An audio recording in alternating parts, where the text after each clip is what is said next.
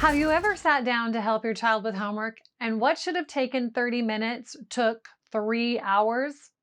You wanted to do everything possible to help your child, but maybe at the same time you worried that this might be your fate every night of the school year and the next school year.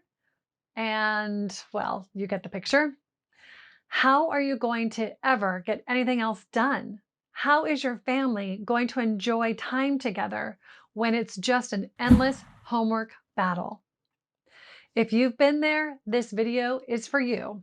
Hi, I'm Liz Weaver of Learning Success, and I put together this video series to help parents of struggling learners because parents of struggling learners have it rough. In this video, we're going to get strategic and cover homework plans and how creating a homework plan can help you. If this video helps you, please make sure to subscribe and share it because we want to help as many parents as possible. Let's watch.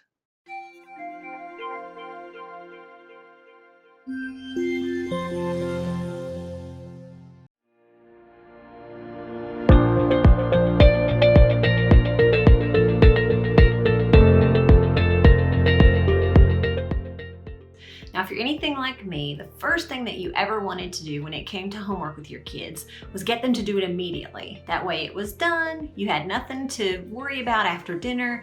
But think about it like this. When you get home from work, what is the first thing you want to do? Usually it is not clean the house, do the laundry, make the dinner. It's, I need to decompress, I need to have some time just to chill out before I focus on the next thing that I have to do. And kids are the same way. They actually need some time just to chill out from the day. Their brains have been going at 100 miles an hour all day long, and now they just need some time to decompress too. So don't always force it unless there's a reason where you just have to be somewhere, they have a lesson or something that they have to go and do, then obviously they're gonna have to get that homework done sometime. But if there's any way possible, give them a little bit of time just to breathe before they jump right back into their homework. Number one, their attitude is gonna be better. And number two, their brains are gonna be operating on a whole lot more cylinders than they would be otherwise. First thing I think is so important is to have a plan for students. You know, it's one thing to say, okay, take out your homework, let's get it done. And the kids may see they may think, I just got done with a whole day of school and now I have more work. I'm gonna spend my whole night doing work. But if you actually establish a plan with times, it'll make it much more feasible for the students, and they'll actually see that it's not gonna take the whole night and that they have certain times to get their homework done. So something that I find to be effective is that you really want to get the child's buy-in, especially when there's a lot of resistance to homework. The best way to do that, I find that kids usually are feeling like they're resisting homework because they feel like it's one more thing I have to do. So make sure that their schedule is set up to the fact that if they feel completely exhausted by sitting all day long, take a break or build it into your family plan that you're just going to go to the park 20 minutes after school no matter what. Just as an example, most students have a reading assignment and a math assignment to do each night. That's a typical homework, especially for elementary school students. And so what I like to do is I'll tell kids, you know what, you get home from school, let's say around 2:33, and you'll have playtime till 4. And then let's do reading from 4 to 4:30. Or 4 to 4:45, and then take another break for about 30 minutes, and then let's do math from 5:30 to 6 or 5:30 to 6:50. We've got to be consistent with homework, with our clear expectations, whatever it is that we are going to set up. So if that is come home, have a snack, and then we start homework, or if you know your kids need that, they need a release of playtime and that downtime, so they play and then we go to homework, whatever that is, setting up the schedule and being consistent is really going to be key for your kids. Time management. Get them into a routine. Establish some consistency. If we expect it out of them, we need to set a clear example of what it is and what doing it successfully looks like. Set clear expectation of what needs to be done and when. It's really important for a student to feel like you are modeling your expectations for them. You have to walk the walk. You can't just talk the talk. So parenting and teaching are two of the vocations that I know of where you can't tell someone, do as I say, not as I do, because they don't believe it. They want to see that you are doing the same things that you're asking them to do. So when they have an assignment, when they have a lot of reading or a lot of writing, and you tell them to get it done, and they go to you for help and just say, get it done, you aren't showing them that completing that work is important to you. Helping them when they ask you for help. Having an excellent work ethic yourself. If you have a poor work ethic and you're trying to encourage a good work ethic in them, again, they're going to see that as hypocritical. So modeling the thoughts, behavior, actions that you want to see in your child is really important for them. But the thing about having a set plan and also making sure that there's playtime and breaks in there is that, again, the students are going to see that light at the end of the tunnel. They're going to see, oh, okay, this isn't going to take up my whole afternoon. I'm not going to be spending all night doing homework. I don't have to do 2 hours back to back. I have to dedicate this time to reading, and then I get a little bit of a break, and then this time to math or whatever subjects they have. Or if their schedule's booked back to back to back, and then you sit down for homework, you might have to do some things around that if you're having lots of challenges when homework time comes up. But in general, the best way to get your child buy-in and reduce that resistance is get them involved in the process. So come up with a homework plan together. Now, when I say together, I mean that you're also going to have to be flexible with this, but believe me, I think that it's going to be worth it. We all function better when we have structure. So for example, as soon as they get home, take a break, have a snack, then do your homework, then have dinner, bath time, fun, etc. Many times it helps if you give the child, they're old enough, a choice. Honey, would you prefer to do your homework at 4 or 5? This way they feel they have some choice in the matter, a sense of control, respect, and that's a wonderful tactic. Any other way that you could give them a choice? Would you rather do your biology first or your algebra? Giving them a choice really, really helps. Tips that we always start with is making sure that we're creating a schedule and routine and essentially developing some structure in their day. So picking a time or a place or an environment that your kids are going to be working on their homework is ideal. And then making sure that we're holding them accountable and that we're encouraging them to use that space and that time on a daily basis. This also falls into weekends. So if Sunday afternoon is when we're going over homework, we want to make sure that we're accountable to that each week. So something that you could do is, have a conversation, a genuine conversation with your kid and say, look, homework is not fun for either of us. Believe me, it's stressful on both ends. So let's come up with a plan that works. And you sit down, take time out of your day, make sure that there's not going to be interruptions or distractions. Maybe it's on a weekend when there's less stress and activities going on, and have a conversation. And maybe this includes both parents or one parent who takes on homework, whatever it looks like. And sit down and write this plan out. You can write it or type it. I suggest them doing it. Let them be a part of it. If they're younger, maybe they want to color it or put stickers on it or whatever it looks like. I know with my sons, who had very different personalities and had very different learning styles, they had very different routines and they had different ways that they wanted to approach their homework. I had one son who was a very hard worker and for whom school was actually quite hard. He liked to come straight home, sit down at the kitchen table and start working. Sometimes I had to remind him to take his coat off. And then I had another son who had so much energy to burn. And so we decided, look, let's find some fun physical activity for you to do before you dive into your homework. You have 30 minutes to spend the way you want, and then you need to start doing your work. So he decided that he would go out and jump on the trampoline for about 20 minutes and come in for a snack and then sit down to do his work. That worked very well for him. And so that doesn't mean that every time they came home, they were just so excited about homework. But at least they had a process that they had some ownership in. And it really helped them to be accountable. They understood that they set that routine up and they had to honor it. And so we got homework done before dinner, and that was very, very pleasant for us for the rest of the evening. So come up with a plan. And in this plan, you're gonna talk about what's the best time to do homework. And your family schedule. So lay that out for them. Say, okay, we get off school at this time, and then we start homework at this time. That seems really hard for you.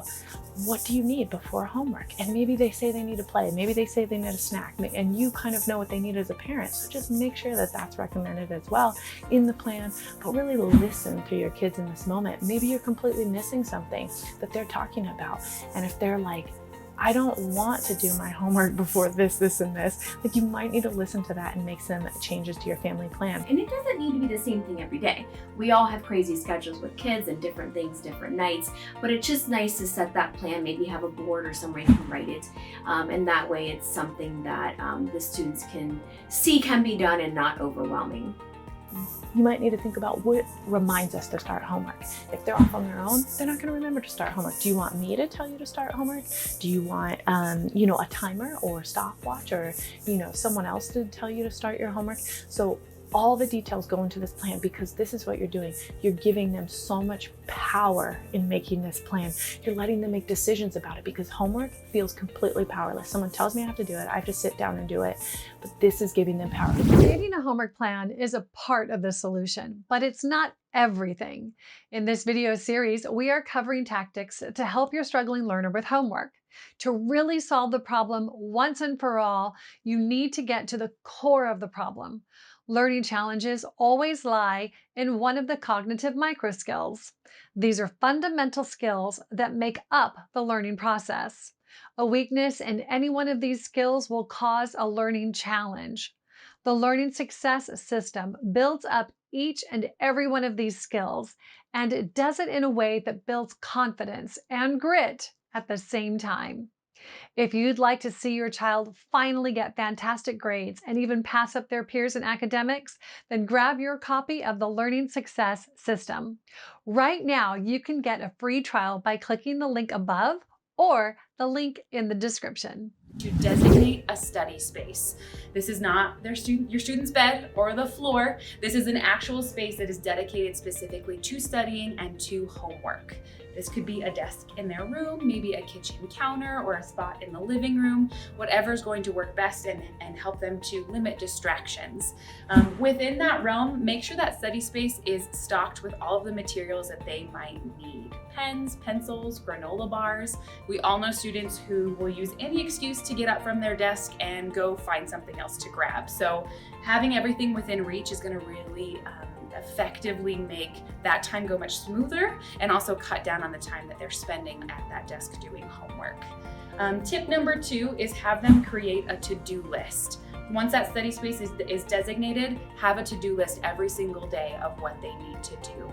Obviously, make it with priority in mind. So assignments that are due the next day take precedence. Make sure that everything is completed and then working through from there.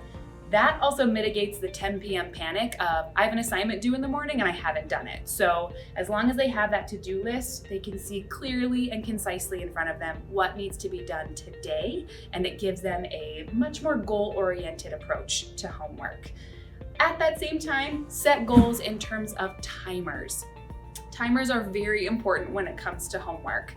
Setting a timer for 20 to 30 minutes at most and allowing your student to put all of their energy in for that short amount of time really boosts their productivity. Do not assume that the time your child spends studying reflects the quality of studying or the progress that they're making. Okay, there's a very big difference between sitting down and focusing and actually doing the homework versus kind of doing the homework, but then checking Facebook and then kind of reading stuff, but then texting friends, right? That is such a massive block to homework. And it's one of the biggest things that we hear from our students all the time. Like, well, I studied for 3 hours and I still got a D. And they're equating the time that they put in with the outcome. And just nothing is further than the truth. It's all about the quality of study time over the actual quantity. After that, give them 5 minutes of a break. Set that kitchen timer again. Allow them to check their phone at that time, right? Get on Instagram, text back their friends, and then once that 5 minutes is up, back into work, and it's gonna be much more effective to not ban technology altogether, but let them know that with that 20 or 30 minutes of work, then comes the reward of 5 minutes. This also helps them to stay motivated and get through all of their work. As opposed to viewing it as hours, 20 minutes is much more palatable. So come up with what time, how you're going to be reminded to do it, and then schedule in breaks in between. Remember, kids have been sitting all day long, usually, by the time they get to homework. So we need breaks in there, especially if they struggle, with schoolwork in general. We need to put breaks in there to help increase their attention, increase their emotional, capabilities, so they can sit and attend for longer. Make sure you limit distractions. So put that phone in another room if it's necessary. Turn off the video games, turn off the TV in the living room. Make sure that their focus for that 20 minutes, it's only 20 minutes, is homework. You have kids, especially who get overwhelmed or frustrated very easily. Say they get a problem wrong and then they're frustrated and overwhelmed, or you try to help them. Start to understand what gets in the way, when it gets in the way, and make that a part of the plan. Say, hey, sometimes you get really frustrated and then it's really hard to continue on with your homework. What do you want to do in those times when you're getting really frustrated? And how are you going to know you're frustrated, right? Put that in the plan. Oh, when my fists ball up, when I yell, when I stop talking to, my parents, that's when I'm frustrated. That's how I know. And then what do you want us to do about that? Come up with a plan. I want you to make sure that I take a break. I want you to walk away.